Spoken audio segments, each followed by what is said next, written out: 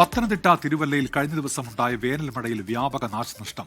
പലയിടങ്ങളിലും മരങ്ങൾ കടപുഴകി വീടുകൾക്ക് മുകളിലേക്ക് വീണു.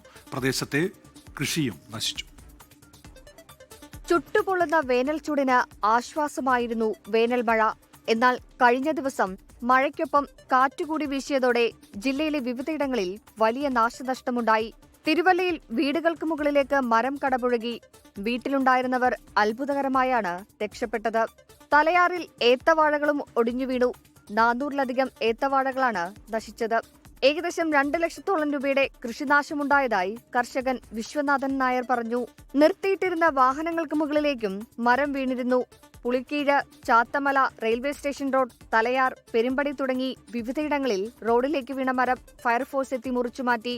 കവിയൂർ പഞ്ചായത്തിൽ 4 വീടുകൾക്ക് മുകളിലേക്ക് മരം വീണ് ഭാഗികമായി തകർന്നു. ഞാലിക്കണ്ടം സ്കൂളിന് സമീപവും വൈദ്യുത പോസ്റ്റുകൾ ഒടിഞ്ഞു വീണു. 24 പത്തനംതിട്ട.